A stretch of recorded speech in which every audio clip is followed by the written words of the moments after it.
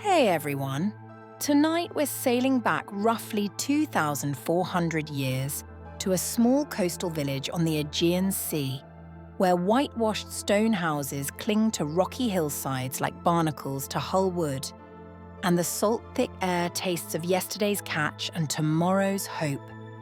You're about to spend one ordinary day with Thessa, a fisherwoman whose calloused hands know every knot, every current, every temperament of the wine-dark sea.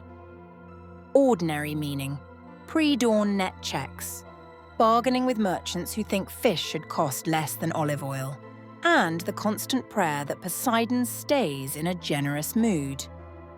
Fair warning, you'll probably end your day smelling like sardines and sea spray, with aching shoulders that'll remind you why fishing was considered humble work, no matter how essential. Before we cast off, take a moment to like this video and subscribe, but only if you enjoy these journeys through time. While you're at it, drop your city and local time in the comments. It's always fascinating to see who's watching from Tokyo at breakfast or Toronto at midnight.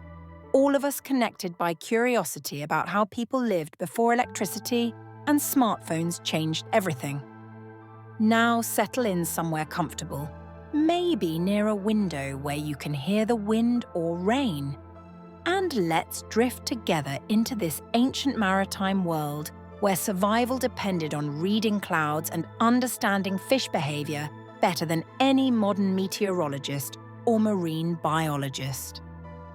The darkness before dawn sits heavy over the Aegean like a woolen cloak, stars still fierce overhead, painting the sky in that peculiar pre-light purple that exists only in the hour when night hasn't quite admitted defeat. Somewhere beyond the sleeping village, waves whisper against rocks in their eternal conversation, patient and insistent, the same rhythm that's been lulling fishers to sleep and waking them to work for more generations than anyone bothers counting. Inside a small stone house with walls thick enough to hold back winter gales, Thessa stirs on her sleeping mat before the roosters think about crowing, before the bakers light their ovens, before even the most devout worshippers head to make dawn offerings at the temple. Her body knows this hour without needing light or sound to guide it. Fishing families rise when the sea calls, and the sea calls earliest to those who depend on it completely. She sits up carefully, mindful not to wake her daughter Milena sleeping beside her, the child's dark hair splayed across the rough linen like spilled ink. Her husband Klytos, a fisherman himself, left 3 days ago with a larger boat, heading for deeper waters where tuna run thick as sheep in spring pastures, hoping to return with enough catch to pay the taxes that seem to grow heavier each season while the fish grows scarcer. In his absence, the daily fishing falls to Thessa, as it did before their marriage, as it will after, as it does for countless women along this coast whose hands are as skilled with nets as with looms. The floor is hard-packed earth, cool against her bare feet as she stands and stretches. Her bones protest quietly, a symphony of small complaints that she's learned to ignore the way you ignore distant thunder that probably won't bring rain. She's 32 years old, which makes her middle-aged by the standards of a world where 40 feels ancient and 50 qualifies as miraculous. Her hands bear the history of her work, written in calluses thick as leather. Scars from hooks and rope burns, fingers that can tie a fishing knot in darkness and assess the quality of a fish with a single touch. She wraps her chiton around her body, the rectangular piece of undyed wool that serves as her daily uniform, pinning it at the shoulders with simple bronze fibulae that were her mother's and her grandmother's. Before that, over this goes a second layer, darker and heavier, to ward off the pre-dawn chill that creeps off the water like a living thing. No fancy dyes for working women, no elaborate draping or pleating. Functionality reigns in fishing households, where clothes must dry quickly, resist salt rot, and not catch on oarlocks or tangle in nets. In the corner near the door stands her fishing gear, organised with the precision of someone who can't afford to waste a single moment fumbling for equipment when the fish are running. There's the casting net, folded carefully to prevent tangles, its weights worn smooth from 1,000 throws into foaming waves. Lead sinkers, each one a small investment that she guards more carefully than jewellery. Bronze hooks wrapped in oiled cloth to prevent rust, because replacing metal costs more than most people earn in a week. A clay jug of olive oil for preserving the catch, salt, precious as silver, stored in a sealed pot to keep moisture from stealing its power. And the pride of her small fleet, a bundle of woven willow baskets, fish traps that she'll check later in the shallows where smaller species like to hide among the rocks. Did you know that ancient Greek fisherwomen often inherited their profession through maternal lines, passing knowledge of currents, fish behaviour, and sacred fishing spots from mother to daughter in an oral tradition that paralleled the written fishing treatises authored by men like Aristotle? These women knew things that never made it into the philosophical texts, practical wisdom about how sardines schooled differently during the waning moon, or which seaweed beds sheltered the best catches of little fish that sold quickly in the market. Thessa moves to the small household altar, barely more than a niche in the wall, where a tiny clay figure of Britomartis stands, the goddess of fishing nets and fouling, her association with Artemis, making her particularly beloved by women who work the waters. Thessa pours a few drops of wine from last night's dinner onto the packed earth floor, murmuring a brief prayer for safe waters and heavy nets. The offering is simple, nothing like the elaborate sacrifices at the city temples. But the goddess has never seemed to mind. Fishers believe in practical deities who understand that when you spend your day wrestling nets and hoping the weather holds, you don't have time for lengthy rituals or expensive votive offerings. She gathers a small cloth bundle that she prepared last night, bread made from barley flour, dense and dark, along with a handful of dried figs and a small piece of goat cheese wrapped in grape leaves. This will be her midday meal, eaten on the boat between the morning catch and the afternoon work of preserving whatever doesn't sell. Fresh water she'll take from the large ceramic amphora near the door, filling a smaller jug that's been sealed with wax to prevent spilling in the waves. The amphora itself was carried from the village fountain yesterday evening by Milena, who's 7 now, and strong enough to manage the weight, learning the rhythm of women's work that structures each day around fetching, carrying, preparing, mending. Before leaving, Thessa pauses beside her sleeping daughter, adjusting the wool blanket that's slipped down to reveal small shoulders already showing the sun-darkened skin of outdoor life. Milena will wake in another hour or so, kindle the fire and spend the morning at the large loom that dominates one corner of their single room.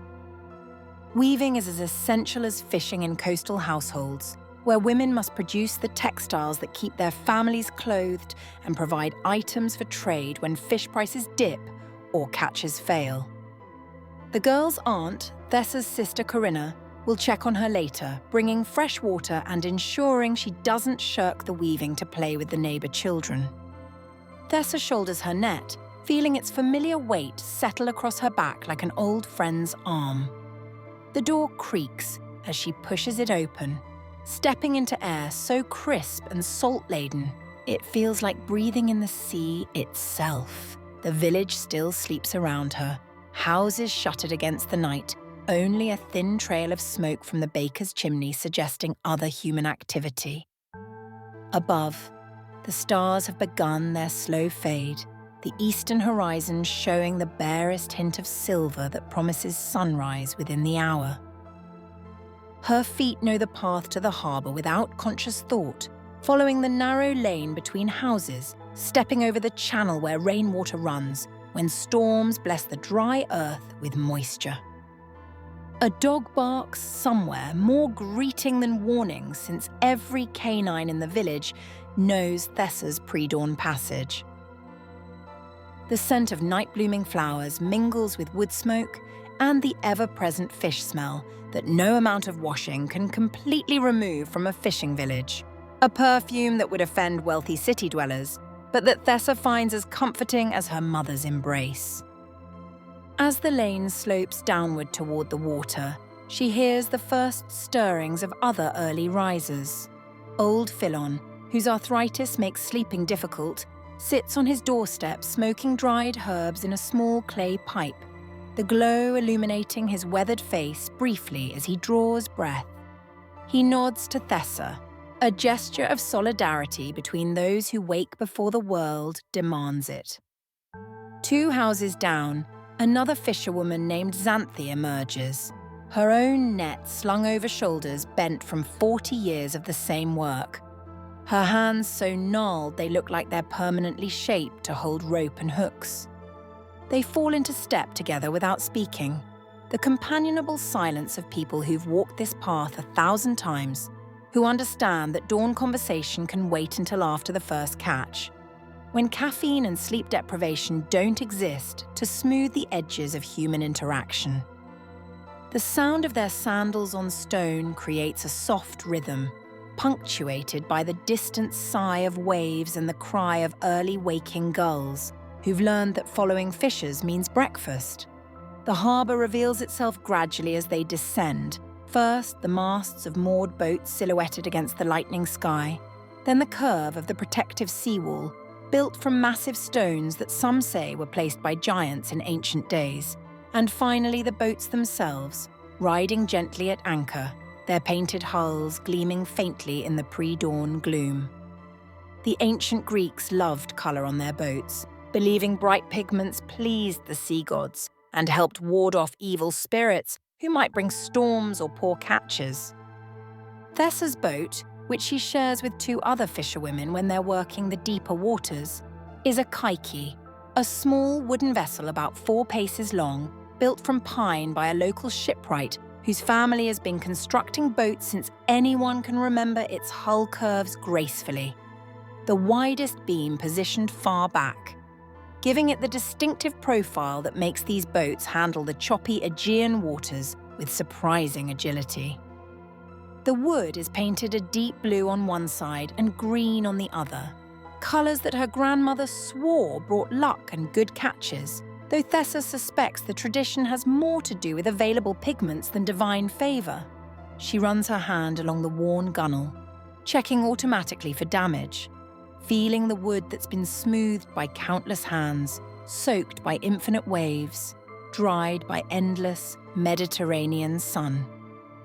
The boat has a name carved into the bow, though the letters have been worn nearly illegible by salt and time. Thalassa's gift, the sea's gift, a hope, a prayer, a recognition that everything this vessel brings comes at the ocean's pleasure, never by human right. Xanthi heads for her own boat moored a few spaces down, leaving Thessa to prepare alone, though alone is perhaps the wrong word when the harbour slowly fills with other fishers, both men and women, beginning their own morning rituals. A young boy, perhaps 10 years old, helps his father untangle a net that somehow acquired a knot during the night. 2 brothers load their boat with larger nets meant for deeper water, their quiet argument about which fishing ground to try today carrying clearly across the still air. An elderly woman whose husband died last winter works by lamplight to rebait her hooks with small pieces of shellfish, her movements practiced and efficient despite fingers twisted by age.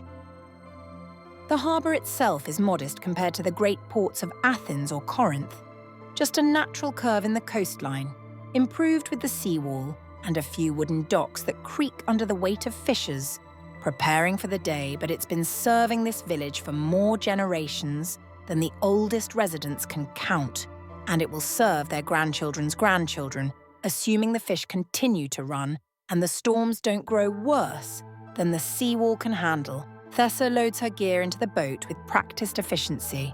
The net goes toward the stern where she can reach it quickly when the moment comes to cast. The fish baskets stack in the centre, their willow construction lightweight but strong. Her food bundle and water jug she tucks under the small forward deck that provides minimal shelter from sun and spray. The oars, 2 sturdy lengths of oak fitted with bronze rowlocks, rest ready in their positions. This boat has no sail, which makes it slower but more manageable for a solo fisher who can't afford to pay a crew or doesn't have family members available to help. Did you know that fishing in ancient Greece was considered a lowly occupation, ranked far below farming or craft work in the social hierarchy? Yet it provided essential protein for coastal populations and generated significant trade in preserved fish, like salted sardines and anchovies that travelled hundreds of miles from their origin. This contradiction meant that fishers lived in an ambiguous social space, essential but unrespected, their work necessary but unglamorous, their knowledge vast but unwritten. Satisfied that everything is properly stowed, Thessa unties the mooring rope, coiling it neatly in the bow as the boat drifts slightly away from the dock. She positions herself on the rowing bench, grips the oar handles and begins to pull, feeling her shoulders protest briefly before settling into the familiar burn of exertion. The boat glides forward smoothly, responding to her strokes like a well-trained horse to its rider's commands, moving out of the protected harbour into the open water beyond. The sea greets her with gentle swells, nothing concerning, just the Mediterranean's morning mood, playful rather than dangerous. The sky continues its slow brightening, the stars now faded except for the brightest, the horizon glowing pale gold where the sun will soon make its appearance. Behind her, the village shrinks to a collection of white blocks against brown hillside, smoke from cooking fires beginning to rise as the settlement wakes to face another day. She rows with strong, even strokes, not hurrying, but not dawdling, finding the rhythm that she can maintain for hours, if necessary. Her destination is a fishing ground about 2 stadia offshore, maybe half an hour's rowing at this pace, where experience and inherited knowledge tell her the small fish school this time of year. Anchovies and sardines mostly, the humble fish that feed everyone from slaves to merchants, that preserve well for trading, that form the foundation of the coastal diet, even if wealthy aristocrats sneer at them as poor people's food. The water around her begins to show signs of life as the sun approaches. Flying fish break the surface in sudden silver arcs, their wing fins catching the early light dolphins. Those sacred creatures beloved of Poseidon surface further out, their backs rolling through the waves in that distinctive motion that sailors consider a sign of good fortune. Gulls circle overhead now, their cries growing more insistent as they spot the flotilla of fishing boats spreading across the water's surface. Each craft heading for its own preferred grounds, based on family tradition, personal experience, or simple hope. Thessa watches the watercolour change as she rows, from the deep blue black of deep water to the lighter shades that indicate the rocky bottom rising toward the surface. This is important knowledge, the ability to read depth by colour, because different fish prefer different depths, and wasting time casting nets in barren water means returning home with empty baskets and no income for that day's work. She's learned this ground thoroughly over the years, knows where the rocks create hiding spots for small fish, where currents concentrate floating food that attracts schools, where the bottom composition shifts from sand to pebble to weed-covered stone. When she reaches her chosen spot, she judges the location by triangulating landmarks on shore, a skill passed down through generations before anyone thought to write navigation manuals, that distinctive double peak on the mountain lines up with the northern edge of the harbour wall, while the temple to Apollo sits at a specific angle to the crooked olive tree that lightning struck 2 summers ago. These are her coordinates, as precise as any modern GPS, encoded in landscape features and checked against gut feeling developed over thousands of hours at sea. She pulls in the oars, letting the boat drift gently while she prepares the net.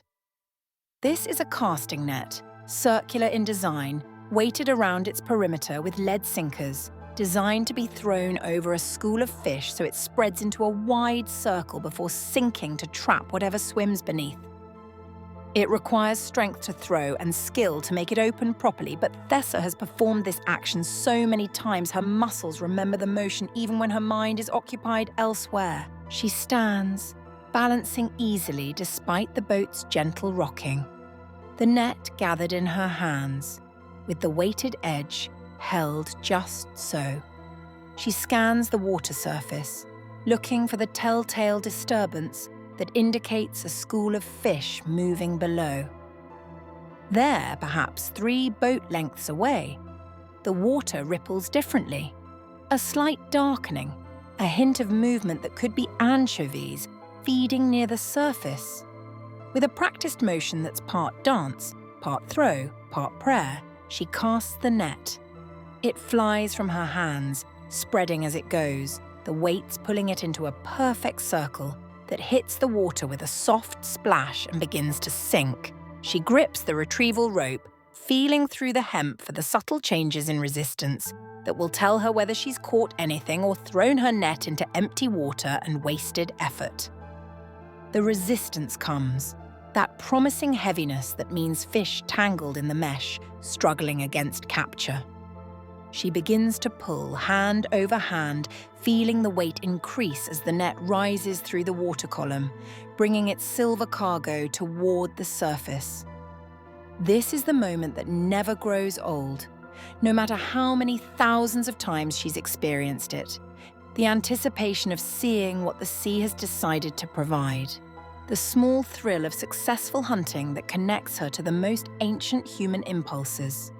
The net breaks the surface, water streaming from the mesh, and she sees the flash of small bodies thrashing inside. That unmistakable shimmer of fish scales catching light anchovies just as she hoped, their blue-green backs and silver bellies creating a living jewelry box as they flip and struggle. She hauls the net into the boat, careful not to snag it on rough wood or let the catch spill back into the sea, and begins the slightly tricky process of extracting fish from mesh without damaging either. Her hands work quickly, pulling fish free and tossing them into the waiting willow basket where they flop and gasp in the alien air. Anchovies are small fish, rarely longer than her hand, but they catch easily in schools and preserve well with salt, making them valuable despite their humble status. Each fish represents a small portion of her income for the day, a few obols toward the household expenses. Another meal secured, another day survived in an economy that offers little cushion between subsistence and starvation for working people. The first throw yields perhaps 30 fish, a decent start but not enough to call it a day. She gathers the net again, scans the water, spots another promising ripple, and casts once more. The morning settles into this rhythm. Throw, retrieve, extract, repeat, the pattern as old as fishing itself, unchanged. Whether you're working the Aegean in ancient Greece, or the North Sea in medieval England, or any other waters anywhere in human history.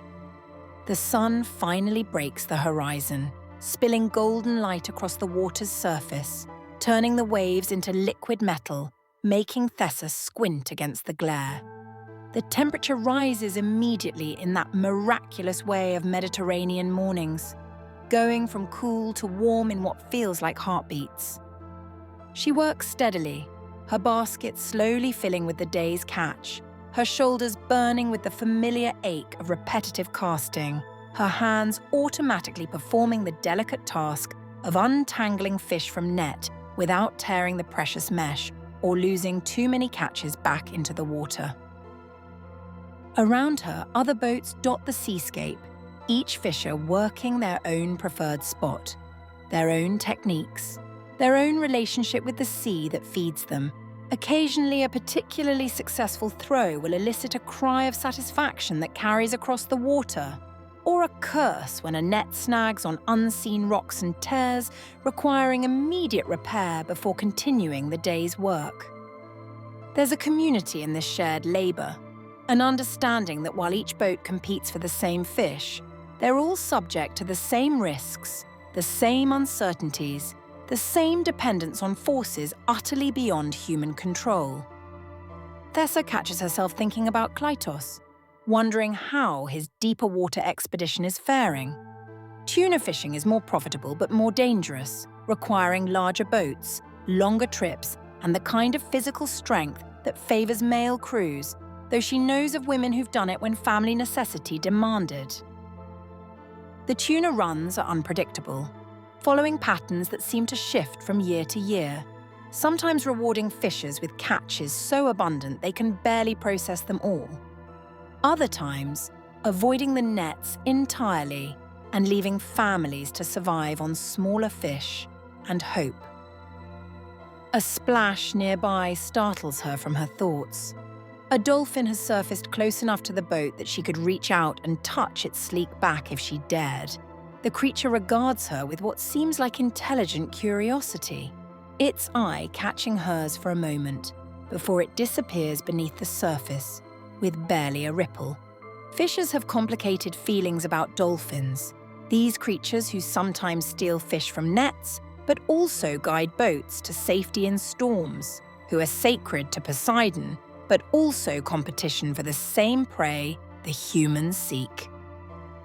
The morning advances, the sun climbing higher, the air growing warmer, the light changing from golden to white to the harsh brilliance of midday approaching. Thessa's basket grows heavier with each successful cast, the fish beginning to pile up in silver abundance that makes her heart lighter despite her aching muscles. This is shaping up to be a good day, not spectacular but solid. The kind of catch that means she can trade for oil and grain, maybe even put aside a few coins toward the taxes or save for the wool she needs to weave winter cloaks before the cold season arrives. She pauses in her work to drink from the water jug, the liquid warm from sitting in the sun but still refreshing, washing away the salt taste that accumulates from breathing sea air and the inevitable splashes that hit her face with each net cast. She wipes her mouth with the back of her hand, leaving a smear of fish scales that glitter briefly before drying to nothing. Did you know that ancient Greek fishers rarely ventured far from shore due to the limitations of small boats and the unpredictability of Mediterranean weather, which could change from calm to deadly in less time than it takes to row to safety? Most fishing happened within sight of land, using coastal landmarks for navigation and running for harbour at the first sign of deteriorating conditions, making weather reading as essential a skill as knot tying or net casting. Thessa decides to check her fish traps before heading back, a brief detour that might add a few more valuable catches to her haul. She rows toward the rocky area where she set the woven willow baskets 2 days ago, baited with fish guts and positioned in spots where she knows certain species like to lurk. These traps catch different fish than the casting net: bottom dwellers and rock hiders, species like small sea bass or mullet that bring higher prices in the market than the humble anchovies. The traps are exactly where she left them, weighted to stay in place despite currents and tides. She hauls the first one up, feeling the heft that indicates something is inside. And her heart lifts when she sees a nice mullet thrashing in the woven interior, along with several smaller fish that will make good eating even if they're too small to sell. She transfers them to her basket, rebaits the trap with a handful of entrails she brought for this purpose, and lowers it back into position for the next retrieval cycle. The second trap yields similar success, another mullet, and what looks like a young sea bass, its distinctive shape promising good eating. These fish will bring better prices than the anchovies, sold to wealthier customers who can afford fresh fish and prefer the firmer flesh of larger species over the soft delicacy of sardines and anchovies that poor people buy dried and salted by the handful.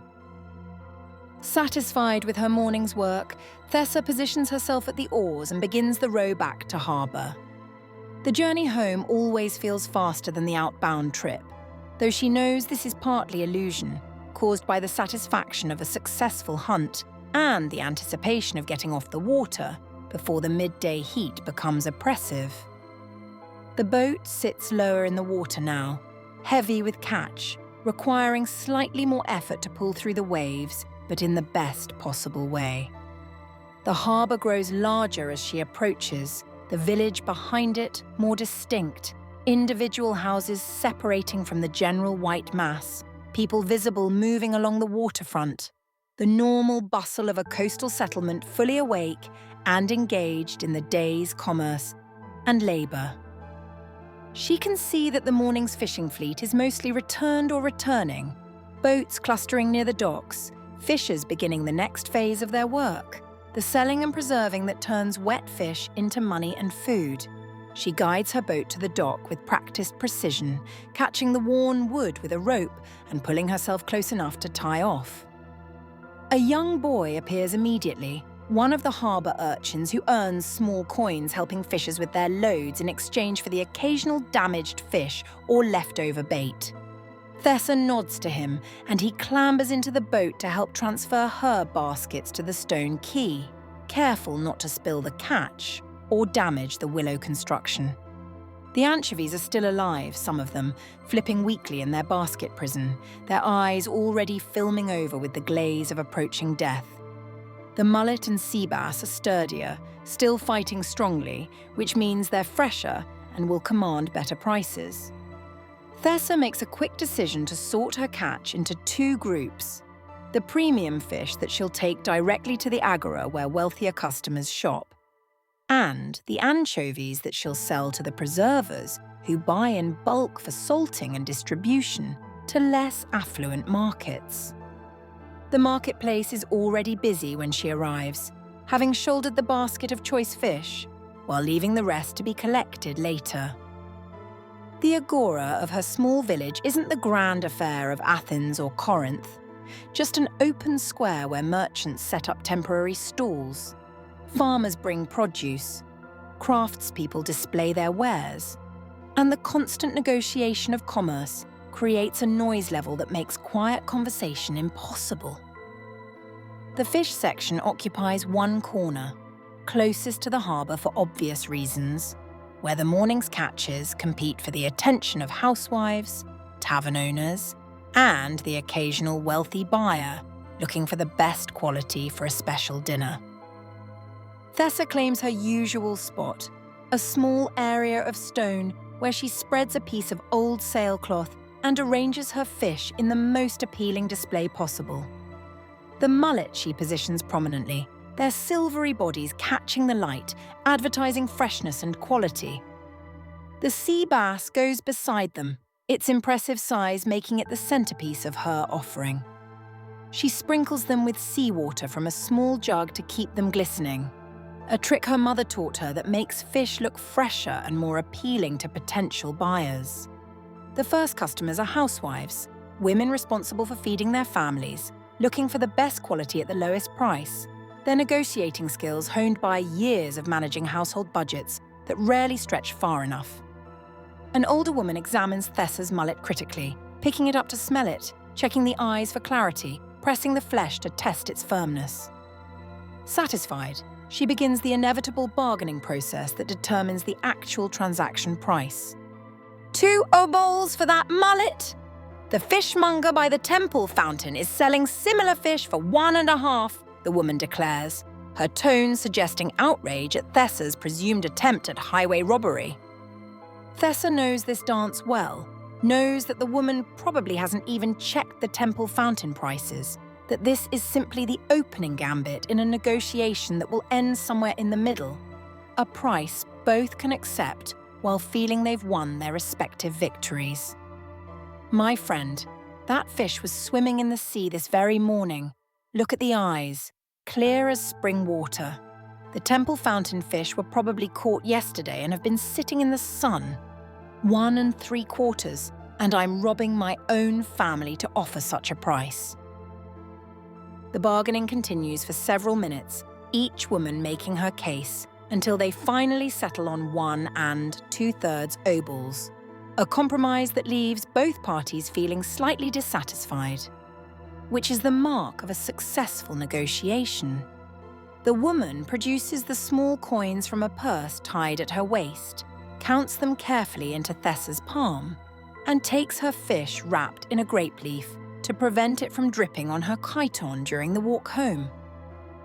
A tavern owner appears next, a broad man with wine-stained hands who buys in larger quantities, looking for good fish to serve to customers who expect quality, but not luxury.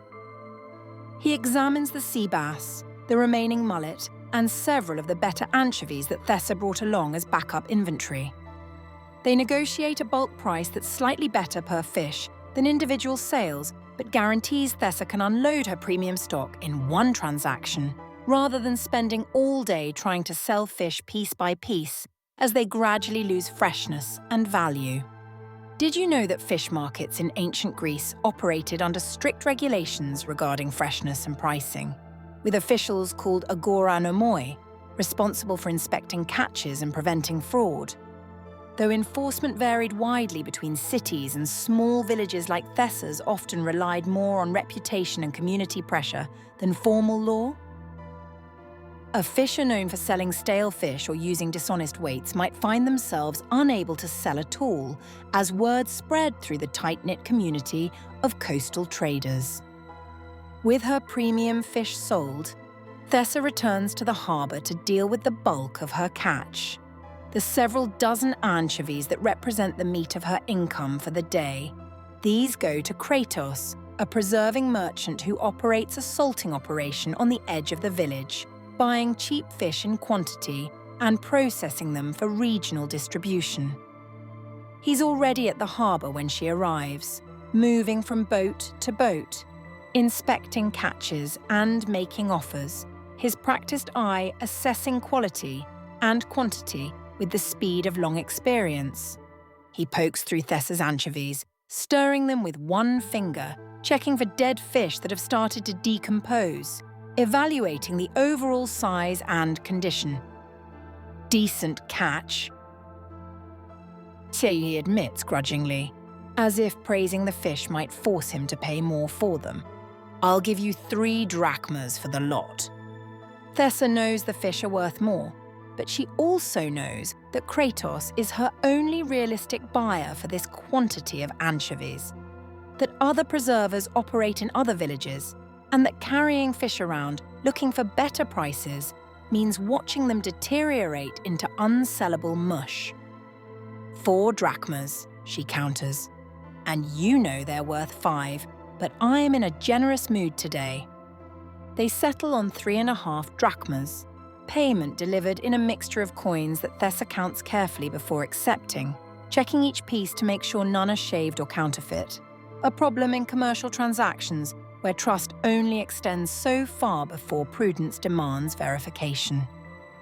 The coins disappear into a leather pouch she wears on a cord around her neck, tucked inside her chiton where casual thieves can't easily reach. Her basket's now empty. Thessa takes a moment to sit on the harbour wall and eat the simple meal she brought, the barley bread dense and filling, the figs sweet enough to feel like dessert, the cheese sharp and satisfying. Around her, the harbour continues its midday bustle, boats coming and going, fish being sold and salted, nets being mended, conversations flowing in the peculiar mixture of complaint, gossip, and practical information that characterises any community of workers engaged in similar labour. Xanthi settles beside her, producing her own bread and cheese, and they eat in companionable silence for a few minutes before Xanthi speaks. "My son wants to quit fishing, says he's going to learn pottery instead, work for his uncle in the city." There's resignation in her voice, the understanding that children often choose different paths than their parents, especially when those paths offer more security or status than fishing's uncertain rewards. "Pottery's not bad work," Thessa offers, tearing another piece of bread. Steadier income, less dependent on weather and fish behaviour. True enough, Xanthi agrees.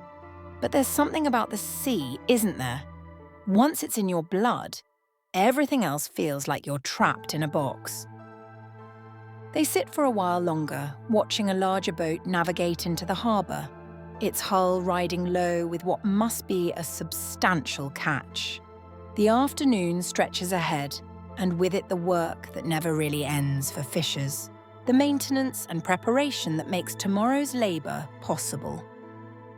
Thessa's first task is net maintenance, that essential chore that can't be postponed without risking lost catches and damaged equipment. She retrieves her net from the boat and spreads it on the dock, examining every section for tears, weak spots, or tangled mesh that needs correction. She finds several small holes where fish or debris have damaged the fibres, and 2 larger tears that will require more substantial repair. From her kit, she produces the tools of net mending, a shuttle loaded with the same hemp cord used in the net's original construction, a wooden gauge to ensure the mesh spacing remains consistent, and the practiced skill that comes from years of performing this exact task. She settles into position, the net draped across her lap, and begins the meditative work of repair, her hands moving in the ancient pattern of under, over, through, pull tight that transforms loose cord into functional mesh. Net mending occupies a strange space in a fisher's routine, simultaneously tedious and essential, requiring full attention but allowing the mind to wander, creating a state that's almost meditative in its repetitive rhythm. Thessa's thoughts drift as her hands work, touching on memories of her mother teaching her this exact skill. Demonstrations that came without words, just watching and imitating until muscle memory took over and conscious thought became unnecessary. Did you know that fishing nets in ancient Greece were typically made from flax or hemp fibres that required constant maintenance and replacement, with a working lifespan measured in months rather than years, making net repair one of the most time-consuming aspects of a fisher's work, and creating a substantial textile industry dedicated to producing cordage for maritime use. Some larger fishing operations employed specialized net makers who did nothing but construct and repair fishing gear, but most small-scale fishers like Thessa handled their own maintenance as part of the job's endless cycle of work. As she mends, other fishers engage in their own afternoon tasks around the harbour. One man scrapes barnacles from his boat's hull, the rasping sound of metal against wood, creating a rhythmic background noise. A group of boys work together to coil and organise a massive seine net that their fathers will use tomorrow, the long rope requiring multiple people to manage. An elderly fisher teaches his grandson the proper way to sharpen hooks on a whetstone, the lesson accompanied by stories about legendary catches from decades past. The sun beats down with increasing intensity, the midday heat that makes smart people seek shade and siesta. But fishers can't afford that luxury when equipment needs maintenance, and tomorrow's work requires preparation. Thessa feels sweat trickling down her back beneath the heavy wool of her chiton, wishes she could strip down to cooler clothing, but knows that modesty requires women to remain covered regardless of temperature or discomfort. She finishes the net repairs after perhaps 2 hours of steady work, running her hands carefully over the entire surface to check for misted damage or weak spots that might fail at an inopportune moment. Satisfied, she folds the net carefully and returns it to the boat, where it will wait for tomorrow's pre-dawn departure and the cycle's endless repetition. Next comes the preservation work for the few fish she kept, for personal consumption rather than sale. These she'll salt herself, a skill as essential to coastal living as net mending or weather reading. She's brought salt from home in a small clay pot, precious crystals that she'll use sparingly, just enough to draw moisture from the fish flesh and prevent decay, extending these few catches to provide protein for her family over the coming days. The process is simple but exacting. She guts each fish with a small bronze knife, removing the organs that would spoil quickest, then packs them in layers with the salt in a ceramic jar. The salt will pull water from the tissue, creating a brine that preserves the flesh while concentrating the flavor. In a few days, these fish will be ready to eat, either grilled over the cooking fire or chopped and mixed with oil and vinegar into the relish that accompanies bread at most meals. The day continues its slow advance toward evening, the sun beginning its descent toward the western horizon, the heat finally moderating enough to make movement comfortable rather than an exercise in endurance. Thessa makes one final trip to check on her boat, ensuring everything is properly secured against thieves or weather, that the hull plug is seated correctly to prevent rain from accumulating, that the oars are locked away in the small shelter where fishers store their portable equipment. Satisfied that her boat is prepared for tomorrow, she shoulders her now empty baskets and begins the walk home. Her body aching in all the familiar places, her coin pouch heavier than when the day started, her mind already moving to the evening tasks that await. The village comes alive in different ways as afternoon transitions to evening, the heat driving people outdoors where any breeze might provide relief. Children playing in the streets now that the dangerous midday sun has lost some of its intensity. She stops at the village fountain to fill her water jug, joining the line of other women performing the same essential task, the amphoras balanced on shoulders or heads, conversations flowing about children's illnesses, harvest prospects, the quality of this year's olive oil, the thousand small details that make up community life in a village where everyone knows everyone, and privacy is more theory than practice. Milena meets her at the door, having heard her mother's approach, the girl's face lighting with the uncomplicated joy of children welcoming beloved parents home. "I wove 3 more fingers today," she announces proudly, referring to the measurement used to track progress on the loom. "And Aunt Corinna says my selvages are getting straighter." "Well done, little fish," Thessa says, using her affectionate nickname for her daughter, whose ability to swim came early and naturally, who seems as comfortable in water as on land. "Show me." They examine the loom together, Thessa running her fingers over the growing textile, feeling the evenness of the weave, the slight irregularities that mark it as the work of a child, still learning but improving with each day's practice. The fabric will eventually become a simple chiton for Milena herself, her first complete garment woven by her own hands, a rite of passage in the education of girls.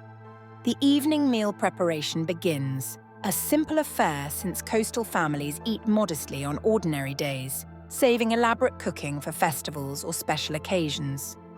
Thessa kindles the cooking fire in the small hearth, feeding it with driftwood gathered from the beach and dried thorns that burn hot and quick.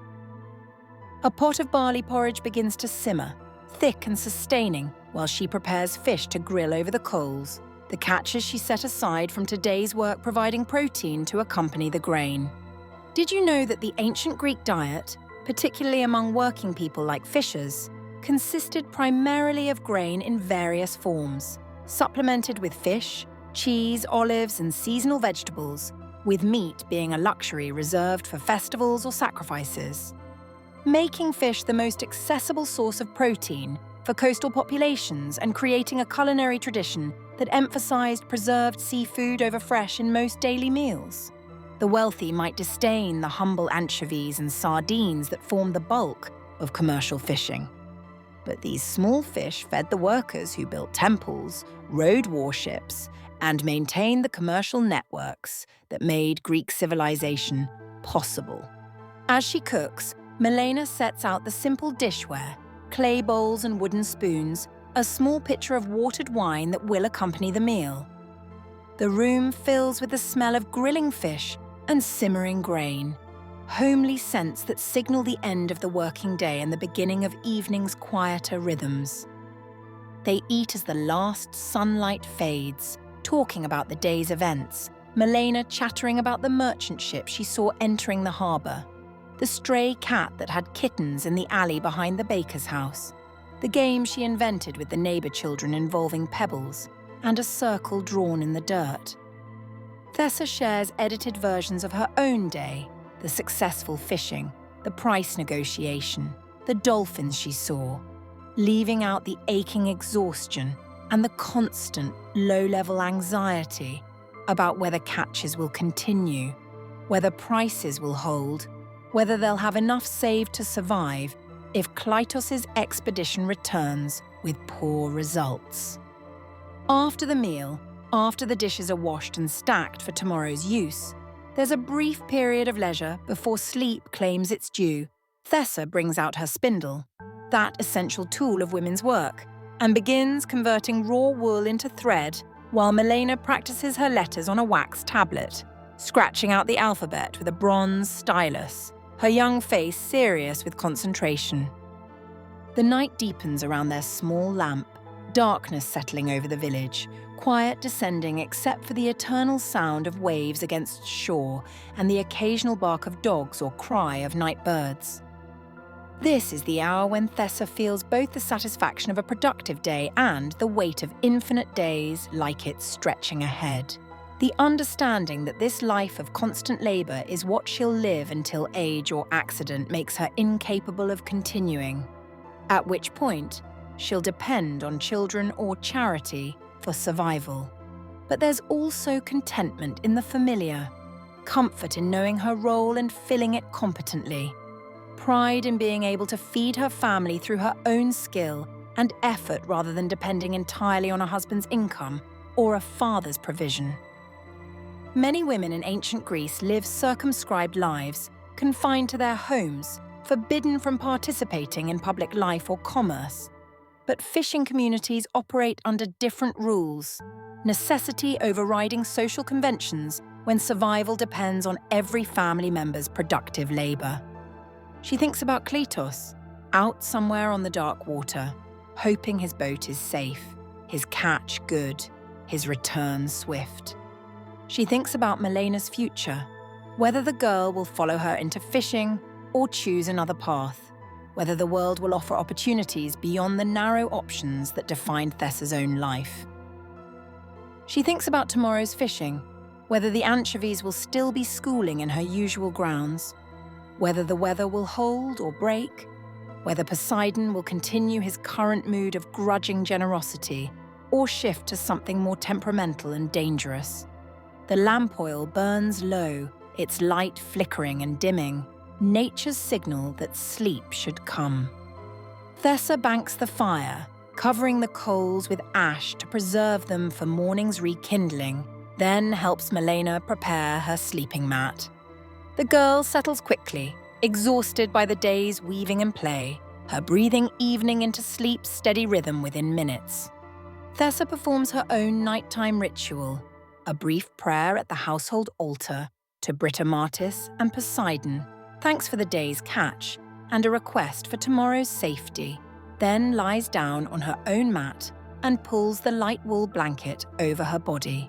Through the small window, she can see a slice of star-studded sky, the same stars that guided ships and marked seasons for sailors long before anyone thought to write their knowledge in treatises or preserve their observations in permanent form. Sleep comes slowly, her body tired but her mind still processing the day's events, running through tomorrow's tasks, calculating whether this week's earnings will be enough to cover next week's needs, worrying about problems she can't solve, and planning for challenges she can anticipate. This is the burden of responsibility, the weight carried by anyone who provides for dependents, whose labour directly determines whether children eat or go hungry, whether families thrive or merely survive. But beneath the worry runs a deeper current of satisfaction, the knowledge that she's done good work today, that her skill brought food to tables and coins to her purse, that she's maintained the traditions passed down through generations of fishing women who faced the same seas and challenges.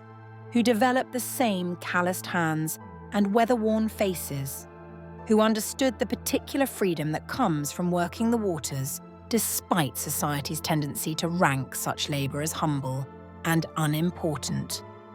The village settles into full night around her, lamps extinguished, conversations ended, the day's commerce and labor giving way to rest's necessary renewal. Tomorrow will bring the same rhythm, the pre-dawn wake, the harbour walk, the rowing and casting and selling, the endless cycle of work that defines life for those whose survival depends on fish and the unpredictable sea that provides them. But that's tomorrow's concern.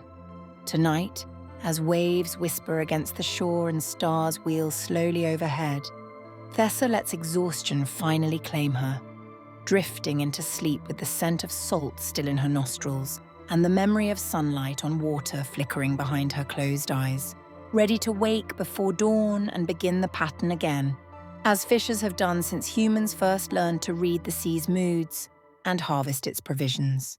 The ancient world sleeps around her, this small village on the Aegean coast that will be forgotten by history even as the fishing traditions it preserves continue through millennia of changing empires and civilizations. Thessa's name will never appear in written records. Her story will never be told by philosophers or historians, but her work and the work of thousands like her forms the foundation of the society they support. The protein that feeds the laborers, the trade goods that move through Mediterranean markets, the skills and knowledge that pass from mother to daughter in an unbroken chain of competence and survival. And so she rests, this fisherwoman of ancient Greece, her day complete, her tasks accomplished, her small corner of the vast ancient world maintained for another cycle of sun and moon and tide. Tomorrow the sea will call again, and she'll answer as she always has, with calloused hands and practical skill, with inherited wisdom and hard-won experience, with the stubborn persistence of people who survive by understanding that the ocean gives and takes according to its own rules. And the wise fisher learns to work with those rhythms rather than fighting against the endless, eternal, inexorable power of wind and wave. The night deepens. The village breathes in its sleep.